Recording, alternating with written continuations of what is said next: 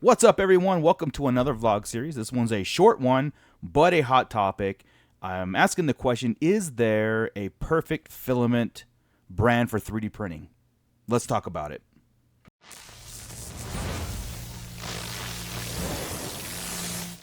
There are tons of filament companies out there. Some cheap, some premium. I've tried a few. Hatchbox, Polymaker, Bamboo, eSun, Sunlu, Elegoo. I even tried the Amazon brand. And yeah, I mean, it really depends on what you're looking for and how your printer or printers are dialed into that particular filament type. For example, I used Hatchbox pretty much right off the bat, and I dialed in my, let's see here, I dialed in my printers to get the quality that I want. Now I've adjusted parameters as far as like temperature, speed, layer height, and all those things to get the perfect print out of that Hatchbox filament. When I went ahead and went with another company, another brand, I couldn't, using those default settings I use for Hatchbox, I did not get those same results. I had to either heat things up even more or, slow things down. There's a different parameter. So I guess for what your end results want to be, you have to dial your printers into the particular filament that you're buying. So in essence, any filament could be the premium brand for you or the best brand for you. It really could. It's just depending on how you treat it.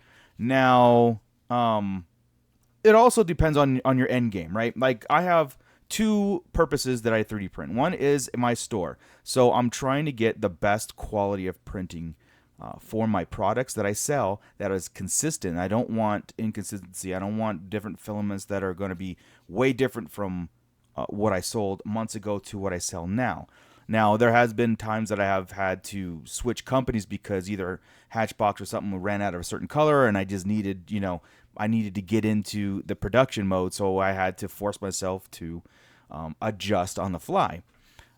And the other side of it is that you're printing. That's all you want to do is get a perfect, a good print that's going to stick to the bed, have no issues, and you take that off the printer and you do whatever you want. If it's trinkets or if it's cosplay or whatever especially if you're finishing and sanding it at the end.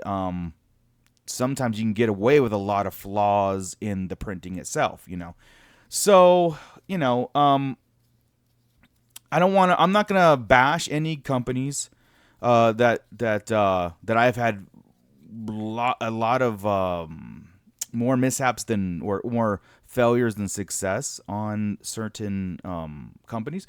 But I will say that sometimes the cheaper the filament is what you're gonna get. It's basically the cheaper the filament, and in not all cases, the worse it is, and in my experience, and then vice versa, right? I mean, not all filaments that you spend $30, $40 for PLA. Now, I'm specifically talking PLA.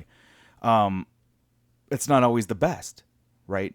Again, it depends on how they manufacture and how you dial in your printer. Another thing is if you want like a good brand to always kind of like be there for you and have those choices, always available. You've got to consider that, the colors are the ones you want. Sometimes red of Hatchbox and red of Elegoo don't match. They have different dye systems. So if you're trying to cookie cutter some things and some prints, you might get a color shift on some of them. So, it depends on your budget and everything else, and then what's available in their artillery of PLA filaments. And again, I'm only talking PLA. I'm not talking ABS. I'm not talking PETG or anything like that, because you can't compare all those things from different types of filament. Just talking PLA specifically. Is there that perfect brand? Again, I have found a few that work very, very, very well for me, but also it wasn't off the shelf either. I had to dial my printers into that brand, and then when I switched, it was like starting over. So you might have to do that for a long time, but at least you'll know what you're getting in the future, versus trying to just get cheap filament, because again, cheap filament, in my experience, cheap meaning the price. In my experience, I've had problems when I find filament for like $11 or $12. Like, say for example, the dollar store. If you have a dollar store in your area, they were selling like little coils of filament. I think there may be like a couple feet of it, and for those 3D pens, I believe. No, don't get those. You get those and you'll clog up your machine. I mean, again, this is all personal experience. People out there probably have like I that's all I use. It's fantastic. But I've in my experience the cheaper the filament cost wise, I've had more problems in my printer. Clogging issues, warping issues, or just filament that's too dry or too has too much moisture in it. Anyway, so. That's a kind of like a brief summary of like, brand. It's like you make your own brand, your go-to brand. So there's not like this premium brand of filament that's out there that's advertising. They're all going to say they're the best, and they all have the same parameters. Just, I guess, be consistent in your own 3D printing world and your experience.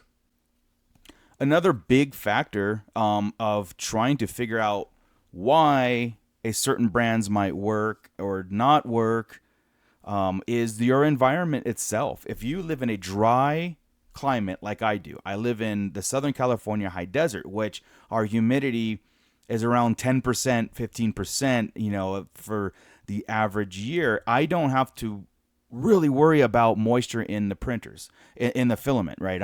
So when they get here, I just open them up. I could store them outside, whatever, or not outside, but like outside of a dehumidifier and all those things. I'm good with that myself, but depending on where you live also is going to determine, how you treat filament that's coming in. And again, this has a lot to do with finding brands that are well packaged and well, kind of preserved and have those characteristics where you could take them out of the package and start printing with them with zero problem. So, and you might have to, build your own like little ink, dry climate for printers, because again, if you get too much moisture in your printers, you're going to get more failures. And then if it's too dry, it's going to become brittle and break inside the print heads itself and all that stuff, and cause all kinds of issues.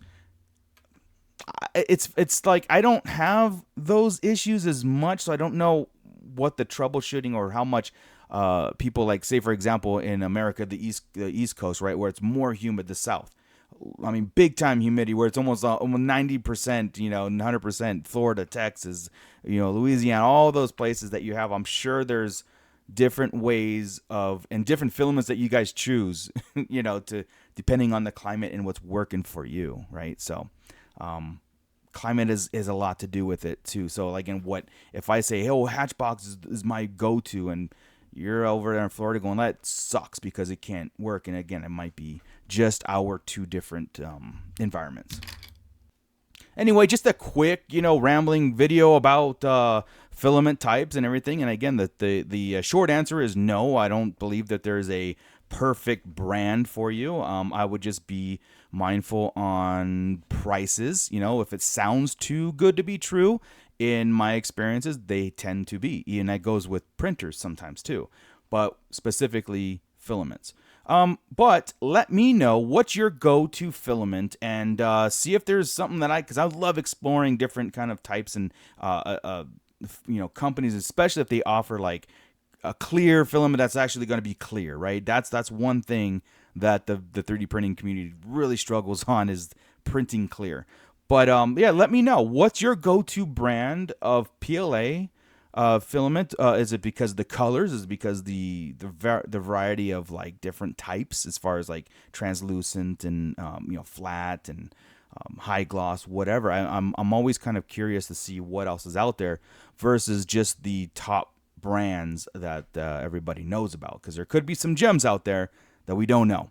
But anyway, subscribe. Until the next vlog, let's just print something epic.